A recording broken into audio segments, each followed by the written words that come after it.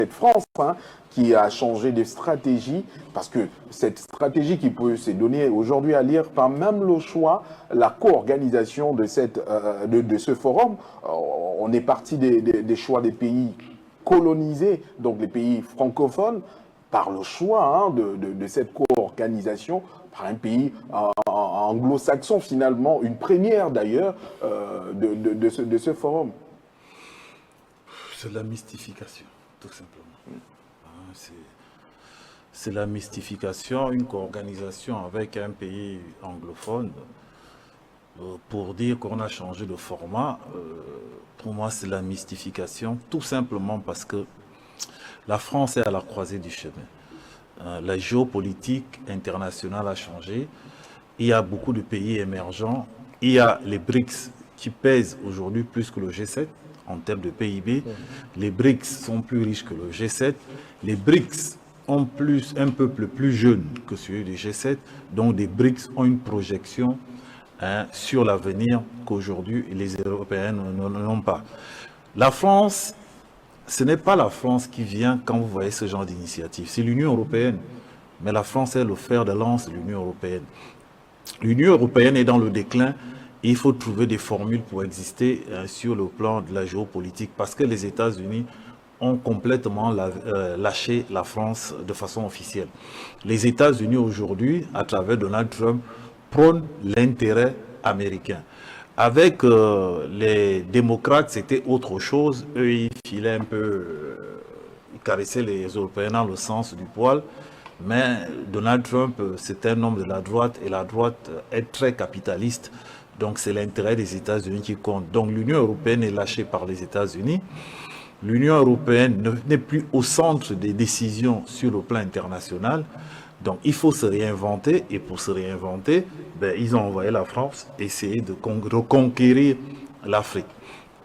Et c'est pour cela que déjà la rencontre n'a pas eu lieu dans un pays francophone parce que ils ont le renseignement, ils savent que dans les pays francophones, la jeunesse est complètement hostile, pas à la France, à la politique française, parce qu'il faut qu'on fasse toujours la différence.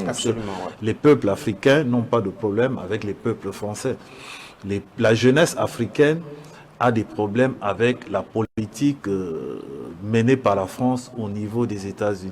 Donc, ils se sont dit, on va prendre un pays anglophone et aussi pour élargir l'environnement d'occupation de l'Union européenne. Parce que la concentration était sur les pays francophones. Maintenant, en travaillant avec toute l'Afrique, ça leur donne quand même un certain pouvoir et pour leur rayonnement, pour remettre en place leur aura, il était important qu'ils donnent l'impression qu'ils ont l'Afrique avec eux. Mais à la pratique, de façon factuelle, de façon concrète, quand on regarde la ligne éditoriale de ce forum, on voit que c'est des promesses en l'air. Parce que quand on regarde sur le plan économique, parce qu'ils nous ont fait comprendre que c'est un projet économique, nouvelles technologies, machin, tout ça là. Comme les Français, ils aiment utiliser les mots rares, ils aiment parler le français pour ne rien dire. En fait, ils ont vanté tout ça, mais de façon pratique, il n'y a rien. Et quand je dis rien, il n'y a rien eu. Parce que les attentes des Africains sont incompatibles avec ce qui s'est passé au Kenya. Et d'ailleurs, la jeunesse du Kenya a marché pour contester justement l'arrivée de la France. Mais sans vous couper, M. Eric est là, il parle quand même dans ses promesses, des annonces, il parle quand même de promouvoir des partenariats mutuels bénéfiques égal à égal, il parle de tisser les liens par la jeunesse et la diaspora des pays africains, encourager le passage à l'échelle des investissements privés sur le continent africain en réponse aux besoins de financement. Donc, un ensemble des annonces comme ça, pourtant sollicitées et d'ailleurs réclamées par les peuples africains. C'est de la mystification, c'est des pupilles de chat. Je vais vous prendre un exemple. À travers ce forum, ils donnent 200 millions d'euros à une société sud-africaine qui fait dans les vaccins. Méningite et tout ça. Là. Mais 200 millions d'euros, vous savez combien ça représente? À peu près 120 milliards. Au niveau de la recherche, 120 milliards. C'est 2 jours. C'est des conneries. Ils vont te dire, ils vont au Kenya, non, toujours en Afrique du Sud, dans l'investissement ferroviaire, etc., ils donnent à peu près 173 milliards. Dans les nouvelles technologies, etc., ils donnent à l'Afrique l'équivalent à peu près de 250 milliards. La France, en une année, utilise des milliards de dollars, des milliards de dollars. Quand vous regardez les partenariats, quand l'Union européenne fait entre l'Union européenne, quand vous voyez l'Union européenne et la Chine et les États-Unis, on parle des milliards et des milliards de dollars.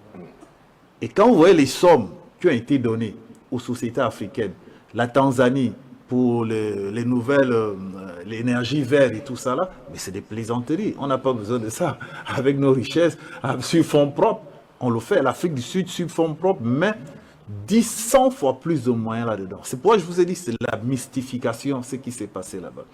Et ils sont complètement déconnectés avec la jeunesse africaine. Quelles sont les attentes de la jeunesse africaine vis-à-vis de l'Occident? Deux choses. Transformation des matières premières et échange de technologies, comme ils l'ont fait avec la Chine. Je vous rappelle quand même qu'il y a 60 ans, on était au même niveau que la Chine. Il y a 55 ans, on était au même niveau de développement que la Chine. Mais qu'est-ce qui s'est passé avec la Chine? Quand les Européens et les Occidentaux sont venus, les Chinois ont demandé une seule chose, l'échange de technologies. Et c'est grâce à cet échange de technologies que les Chinois sont développés aujourd'hui, parce qu'après, ils ont amélioré. Quand ils sont allés au niveau de la zone du Moyen-Orient, les Émirats arabes unis, le Qatar, le Koweït, pareil. La première exigence, l'échange de technologies. La Turquie et tous ces pays-là se sont développés grâce à ça. Et ils refusent à la jeunesse africaine, parce que moi je ne parle plus des politiciens africains. Pour la plupart, c'est des corrompus. La plupart, c'est des hommes politiques, ce n'est pas des hommes d'État. Parce qu'un homme d'État, c'est un homme qui a une projection pour les nouvelles générations. Un homme d'État, c'est quelqu'un qui se bat pour le rayonnement de son pays. Mais un homme politique, c'est quelqu'un qui est addict à son positionnement, à ses postes, aux postes de ses amis, aux fonctions politiques. Donc, dans tous ces chefs d'État africains, on a 10% qui sont des chefs d'État et 90% qui sont des hommes politiques. Donc, il y a une différence, il y a des besoins différents entre la jeunesse et les hommes politiques.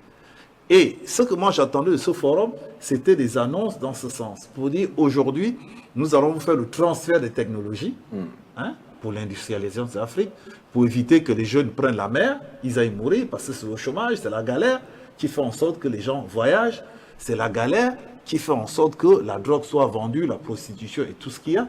Mais quand on fait le transfert des technologies, ça apporte une valeur ajoutée et la transformation des matières premières. C'est ce que nous attendons des Occidentaux. De un. Et de deux, ce qu'on attend des Occidentaux aussi, c'est ces contrats opaques. Koulignigema, souligné à Kigali, au Rwanda. C'est-à-dire vous avez 10% ou bien vous avez des dividendes, comme il a dit, on ne sait même pas comment on calcule ces dividendes et on vous dit qu'on vous donne les dividendes. Donc pour moi, c'est un fiasco parce que les attentes de ces hommes politiques sont à l'opposé des attentes de la jeunesse africaine. D'accord, merci.